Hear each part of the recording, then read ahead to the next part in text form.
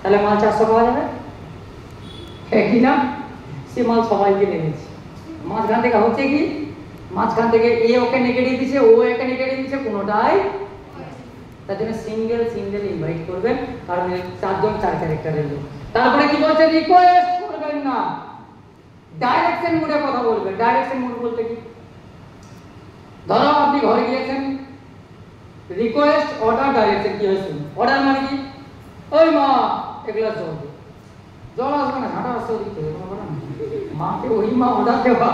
Request, please মা এক glass জল দাও না, প্রচুর চেষ্টা করছি। প্লাফার বাচ্চা তুই জল দেখতে পারি, খেয়ে মারতে পারবি তো, মনটা হচ্ছে, হ্যাঁ কি না? ডাইরেকশন মোড, মা এক গ্লাস জল দাও তো, দিস ইজ ডাইরেকশন মোড। ওকে, তো ইনভিটেশন আর রিকোয়েস্ট মোড কি রকম হয়, তুমি কি করবে, রিকোয়েস্ট মোড, তুই কি করবি, রিকোয়েস্ট মোড। এবার ডাইরেকশন মোড কি, দরকার হলে কর, নাহলে অনেক লোক আছে, বুঝে গেল? ইয়েস। তো রিকোয়েস্ট করবো না। তারপরে কি বলছে, তারপরে বলছে কোম্পানির নাম বলতে যাব না। না। কেন বলবো না কোম্পানির নাম?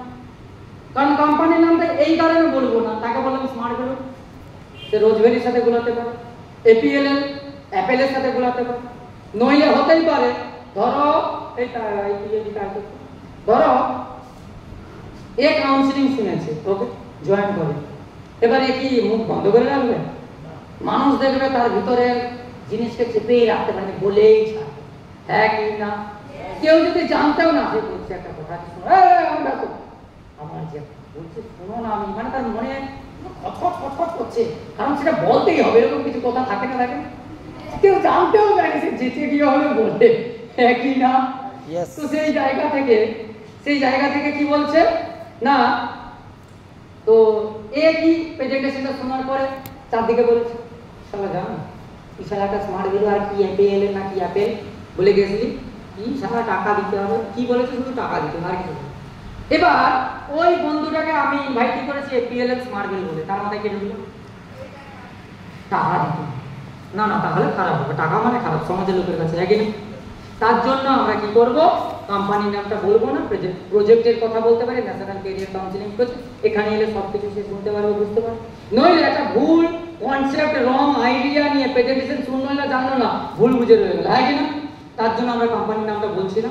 আর 4 নম্বর কি বলছে, আমরা কিন্তু আগে থেকে অ্যামাউন্ট বলবো না, বোঝা গেল ব্যাপার? অনেকে জিজ্ঞাসা করে কত টাকা লাগবে, এবার সে অ্যাকচুয়ালি ভাবে 50-60 হাজার টাকা, বুঝা গেল?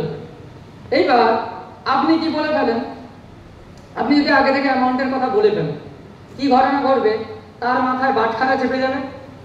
সে তখন আপনি কতটুকু ইনভাইট করেছেন, 5 মিনিট, প্রেজেন্টেশন কত ঘন্টা করা হয়, মিনিমাম 1 ঘন্টা, তাহলে 1 ঘন্টার কথায় সে লোক দিচ্ছিল 20,000, আপনি 5 মিনিটে চাইছেন 20,000, দিবে? কাউন্সিলিং আসবে? কারণ মানুষের মাথায় দুটো দাঁড়িপাল্লার সামঞ্জস্য হয়, টাকার ভারটা যখন বেশি হয়ে যাচ্ছে তখন মানুষ আর আসছে না। অ্যামাউন্টের কথা বলবো না, হ্যাঁ মিথ্যা কথা বলতে পারি না, টাকা তো লাগবেই, 50-200 টাকা লাগবে না, এরপরে কি টাকা লাগবে, লাগতে পারে, ডাইরেক্ট সুযোগ পেলে লাগবে, ট্রেনিং এ ডাইরেক্ট সুযোগ পেলে লাগবে না, ট্রেনিং এ লাগতে পারে, ওকে। তা কত লাগবে কি করে বলবো, আগে তো সুযোগ পা তারপরে তো বলবো না, তাও বল তোর কত লেগেছে, দেখ আমি আর কি করে বলবো, আমার বাবা তো দিয়েছিল, বাবা কত দিল, ওই টুকিটাকি কিছু দিল, আমার বাবাকে কি 2 লাখ বলে দিতে পারবে, ওই টুকটাক কিছু হবে, আমার বাবা বলছে তুই মন দিয়ে কর, বাবা আমাকে বলেনি, তাহলে মিথ্যা কথা বললো, হ্যাঁ বললাম নাকি? তার সাথে সাথে কি বলছে, তার সাথে সাথে আর কিছু আছে কি আছে, তো আছে, ওই ঠিক আছে, তাহলে বেশি কথা বলবো না, বলে দিচ্ছি তো বেশি কথা বলবো না, ওকে বুঝলাম? ওকে, ইনভিটেশন করার সময় একটা থিওরি রয়েছে, এই থিওরিটাকে ধরেই লোক কোটিপতি হয়েছে, এই থিওরিটাকে যারা ফলো করবে কোটিপতি হবে। তো প্রথম A for friendly chitchat, O for occupation edify, R for reason, M for money message, A for appointment fixed, T for take away. প্রথম দুটোকে বলা হচ্ছে কি বলা হচ্ছে, কোয়ালিফাই করা, দ্বিতীয় দুটোকে বলা হচ্ছে অফার করা, তৃতীয় দুটোকে বলা হচ্ছে কি টেক অ্যাওয়ে দেওয়া। মানে প্রথমে কাউকে ডাইরেক্ট ইনভাইট করবো না, প্রথমে আগে জিজ্ঞাসা করবো তার সিচুয়েশন কি করছে, কি ব্যাপার, কি রকম, হয়তো মাথা গরম আছে বলে দিচ্ছি, সে শুনবেই না। তারপরে কি করবো, অকুপেশন জানবো, তাহলে এরপরে কি করবি ভাবছিস, কি এরপর তাহলে কি করবি ভাবছিস, কি স্বপ্ন আছে, কি ভাবছিস, তাহলে এগুলো নিয়ে জানবো। সে তখন বলবে না, কিছু লোক বলে ভাবছি কিছু একটা করবো, কিছু লোক বলে না ভাবিনি কিছুই, এখন আর কি ভাববো, হ্যাঁ কি না? এবার এখানে একটা নিয়ম আছে। কিরকম নিয়ম? তার দরকার নেই, বাট দরকার আমি ক্রিয়েটও করতে পারি। কিরকম? দেখবেন দুঃখী আত্মা যখন কেউ মারা গেছে, একজন কাঁদছে, তার পাশের লোকটা হাসে কি করে?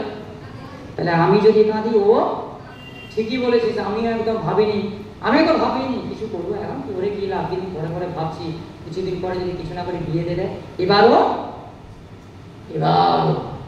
হ্যাঁ কি না? ও ভাবেনি, এবার ভাবালাম, বোঝা গেল ব্যাপার? তার জন্য বুকে তো ভয় পাচ্ছে, ঘরের লোক আবার হাত পাতলে 10টা কথা শোনায়, তোর ঘরে হেভি ব্যাপার শোনায় না, ও তখন এবার কাঁদবে, আরে ভাই আমার ঘরেও বিয়ে দিয়ে আলোচনা হয়, আমার ঘরে হচ্ছে কি বলে টাকা লিয়া বলে, তাহলে তুই কিছু ভেবেছিস? না আমি তো ভাবিনি। তখন আমি বললাম তাকে, কেন জানিস না একটা প্রজেক্টের ফর্ম চলেছে যেখানে পড়াশোনার সাথে রোজগার করেছে, হাত খরচ চালাতে পারবে। তো সেইটা আমি তাকে মেসেজ তখন দেবো, তার দরকারটা বুঝে দিয়ে তাকে কি করবো, অ্যাপয়েন্টমেন্ট ফিক্স, সে কোশ্চেন করবে, অনেক কোশ্চেন করবে, তো আপলাইনের সাথে যোগাযোগ করিয়ে দেবো। লাস্টে তরকারি যেমন নুন ছাড়া বেকার, ইনভাইটেড টেক ওয়ে ছাড়াও বেকার। বুঝতে পারা গেল ব্যাপারটা? টেক ওয়ে বলতে কি, একটা টেক ওয়ে মাস্ট দেবো। কিরকম? ফর্ম কিন্তু ম্যাডাম বললো দুটোই আছে, 12:30 মানে 12:30, যদি পাঠাতে পারো হবে, নাহলে অন্য কেউ পাঠিয়ে দিলে হবে না। এবার আপনি বলতেই পারেন, স্যার এত ঘুরি পেছি বলার কি আছে, তাই কি না? আপনি ধরো ভদ্র একটা দোকানদার, ওকে,